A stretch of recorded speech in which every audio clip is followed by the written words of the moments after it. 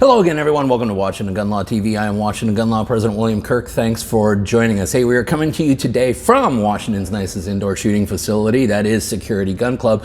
But I want to talk to you about a very serious matter. It's a subject matter that I have candidly avoided talking about because it is such a polarizing issue. It is such an emotionally gut-wrenching issue to talk about. But I'm talking about school shootings. And as we know, we've had way too many of these, and it's to the point where it's literally hard to keep track of them. Now, there are two schools of thought out there, and neither one of them really makes a lot of sense. And what we're going to do today is what we try to do all the time here at Washington Gun Law. We're not going to tell you how to think, but we are going to give you a lot of stuff to think about. We're going to assume the truth of both positions on this issue, and we're going to go through and we're going to just apply some common sense and reality to things and really come up with perhaps the best solution to what is clearly a huge problem in this country. So today, let's spend a few minutes and talk about why we need to make soft targets harder.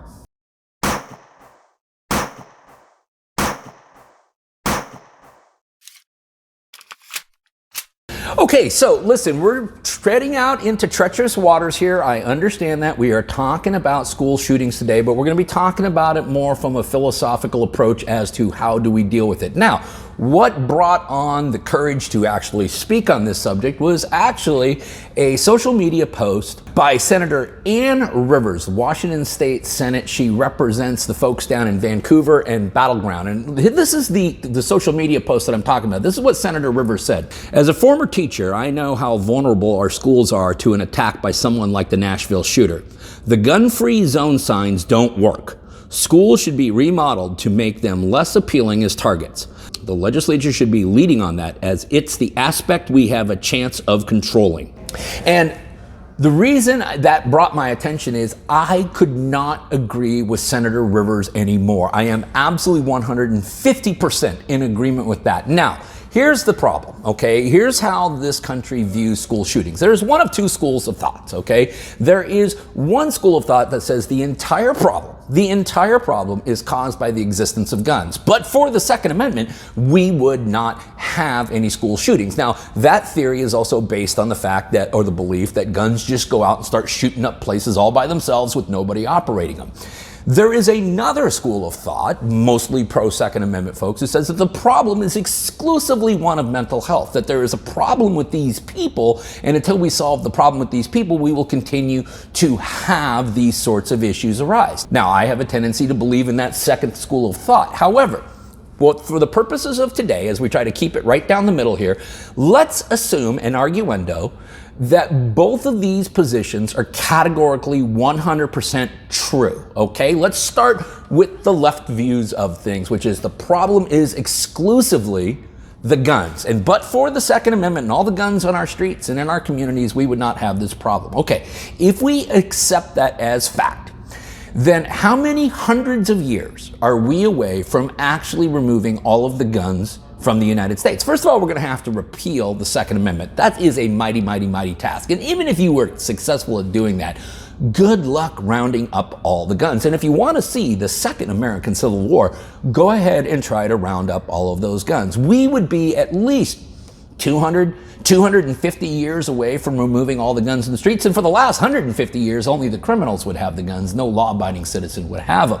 So that solution, even if that truly was the problem, okay, that solution is at least 1 or 2 centuries away from solving the problem. So what do? Just allow all the kids to be slaughtered in the meantime? Okay. Now, let's assume in arguendo that the other side is categorically true, okay? That really the problem is exclusively one of mental health. And I do have a tendency to agree with that theory, okay? Well, knowing what we know about mental health today, comparing it to what we knew just 10 years ago, 20 years ago, you can see that we have a lot of learning to do. And we have still no ability to properly detect, to properly treat, to properly cure any of these individuals if they are curable at all, okay? So the mental health system in the United States, which is already kind of behind the curve, is light years away from being able to go out and effectively screen, spot, and treat the types of people who are thinking about engaging in this type of horrific violence. So that theory, if in fact mental health is exclusively the problem, until we start dumping billions and billions of dollars into our mental health treatment, both on a statewide and nationwide level, which neither political party has shown the political will to do, we are still 100, 200 years away from solving that problem. So, if I'm assuming the truth of both sides, both of your solutions are 200 years in the future before I even got any way to protect the children. So what do? Allow the kids to be slaughtered in the meantime? No. Actually, maybe we ought to take a page right out of our own playbook. Let's go back to September 11th, 2001, okay? On that day, 4 airplanes were hijacked, all of which crashed, 2 into the Trade Center, 1 into the Pentagon, 1 into a field in Pennsylvania, okay? We shut down the skies for approximately 3 to 4 days.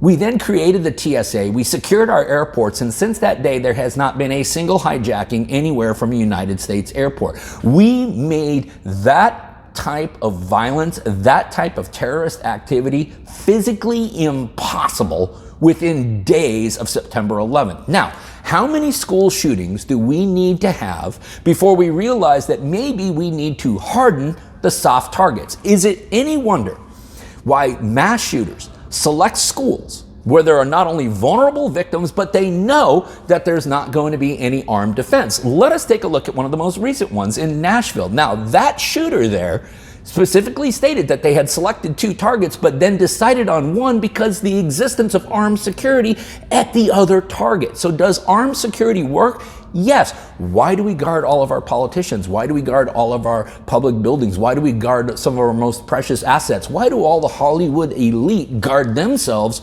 with armed security?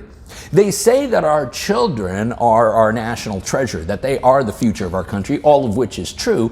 Why don't we guard them with the same fervor that we guard inanimate objects? You realize that there are paintings at museums that are more guarded than your kids today at a public school. You realize that there are worthless politicians on both sides of the aisle who are being guarded more securely than your kids at school. Every pilot and flight attendant in this country is guarded more securely than your kids at school. Candidly, most shopping malls are more well protected than schools. You see, the ability to secure schools, the ability to reconfigure schools so that you have a certain ingress and egress, the ability to screen students in and out of the building, the ability to secure the schools is there. We just need the political will. And so I question those who believe that the problem is all of the guns, why you wouldn't at least consider hardening the soft targets. We know that is an immediate solution. We can talk about long-range solutions. We can talk about how to eliminate the need to secure our schools, but that is 50, 100, 150 years out. The solution, and the solution that works today, is for the politicians to have the will to realize that they are, in fact, our most important treasure and to secure the damn schools. We need to harden the soft targets, and that is something that can be done literally by next school year.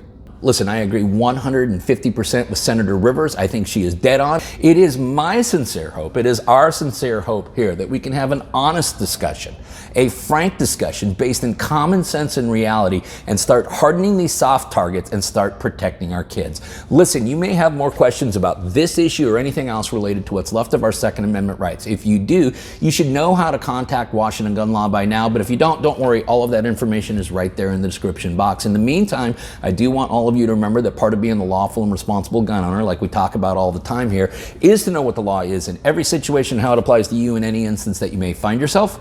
Until next time, thanks for watching and stay safe.